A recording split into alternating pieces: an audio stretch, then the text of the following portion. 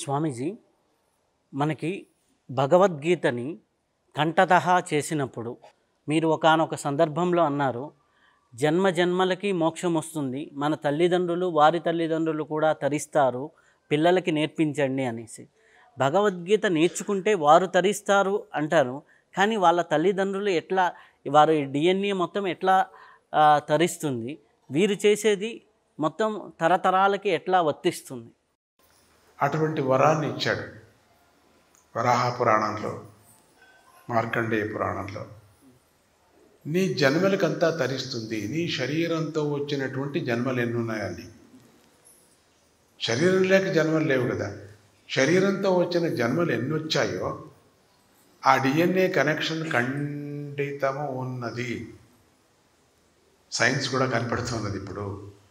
కాబట్టి వంశతరాలుగా తరిస్తాయి అనటానికి మనం చేసి, ఎందుకంటే వాడు ఏమేమి పుణ్యం చేశారో పాపం చేశారో మనకు తెలియదు. మనం ఇచ్చేటువంటి ప్రజెంటేషన్ మన తల్లిదండ్రులకు మనం ఏమిస్తాం?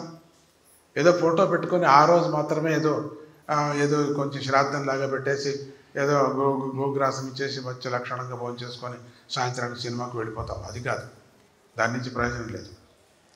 ఆ రోజు మనకు ఈ శరీరాన్ని ఇచ్చినటువంటి తల్లిదండ్రుల్ని స్మరణ చేసుకోవటం, ఒక కృతజ్ఞత భావంతో మనం ఇచ్చేటువంటి ఒక సేవ. దీని బదులు ఇది చేస్తూ మీరు ఈ భగవద్గీతను, అసలు భగవద్గీత అయిన తర్వాత ఫలశ్రుతులు వినండి, మీరు కథలు వినండి, మీరు అప్పుడు మీకు అర్థమవుతుంది.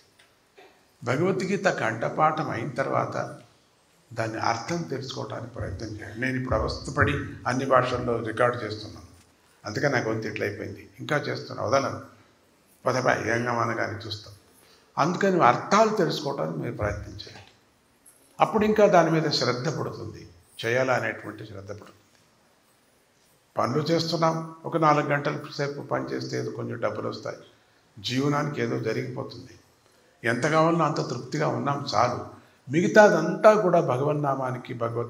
అసలు శరీరం ఎందుకు ఇచ్చాడు, ఈ జన్మ ఎందుకు ఇచ్చింది? పెళ్లి చేసుకొని పిల్లలకంటూ ఇళ్ళు కట్టుకొని ఆ ఆసుపత్రికి వెళుతూ కోర్టులకు వెళుతూ కొట్లాడుతూ ఇట్లా ఉండమని చెప్పాడా దేవుడు? లేదే. మనకి ఇదే చేస్తున్నాం మనం. నువ్వు కను వాడు చచ్చాడు, వీడు కన్నాడు, ఇదేంటిది? ఆ కోర్టుకు వెళ్ళి ఈ కోర్టుకు వెళ్ళి ఆ పోట్లాట ఈ పోట్లాట, ఆ అమ్మాయి ఇట్లా అన్నది ఈ అమ్మాయి ఇట్లా అన్నది. మనశ్శాంతి లేదు, బిజినెస్ నాశనం అయిపోయింది, నమ్మిన వాడు మోసం. ఇంతేనా మీ జీవితం? ఇంక వేరే లేదా?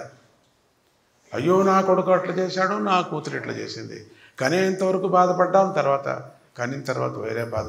ఏమి కథ? ఇంతేనా సంసారం అంటే? ఇది సంసారం కాదు, ఇది పుట్టటము మళ్ళీ చావటం, ఇదే సంసారం. దాన్ని తప్పించుకోవటానికి కోసమే భగవద్గీతకు పట్టుకున్నాం మనం, అంతేగాని ఇవన్నీ సరిపోవటానికి కాదు.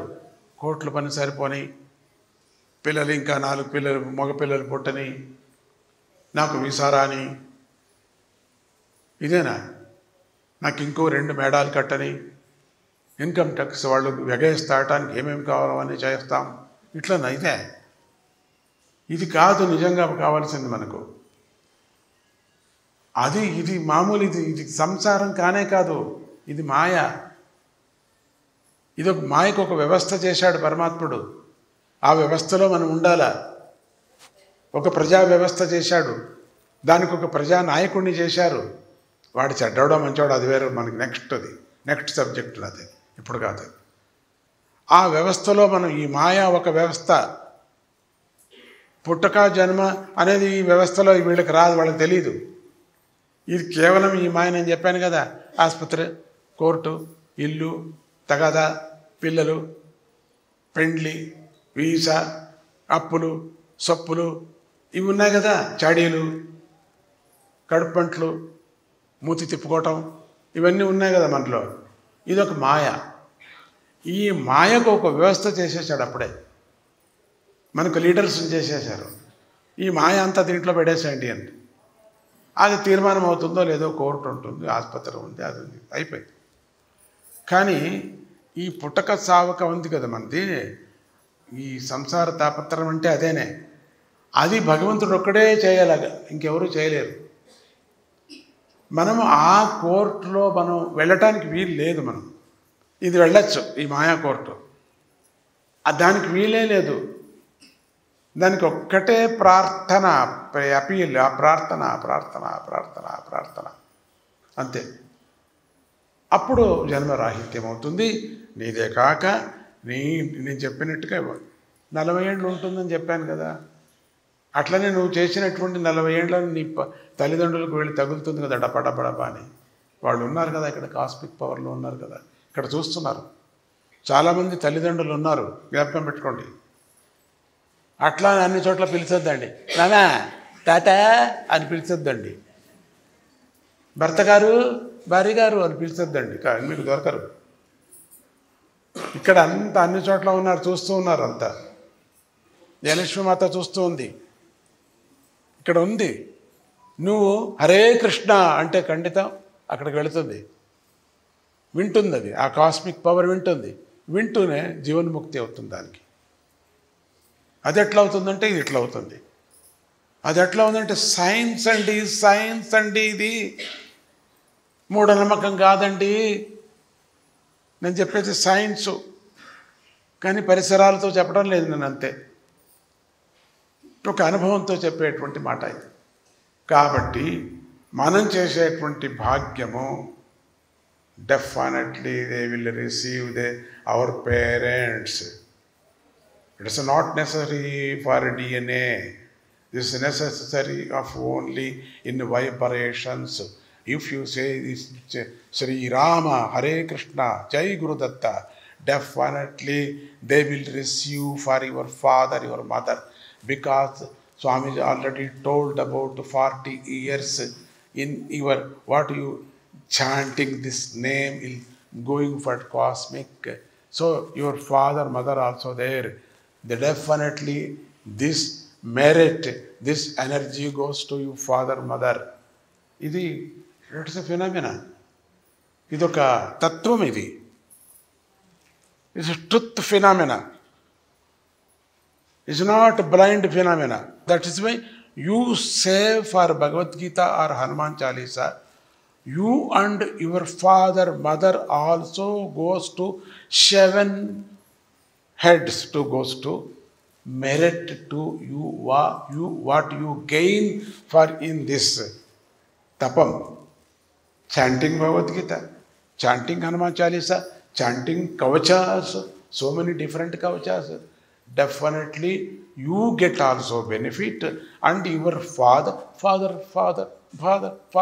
mother, 7 heads is goes to there. You are giving to this presentation.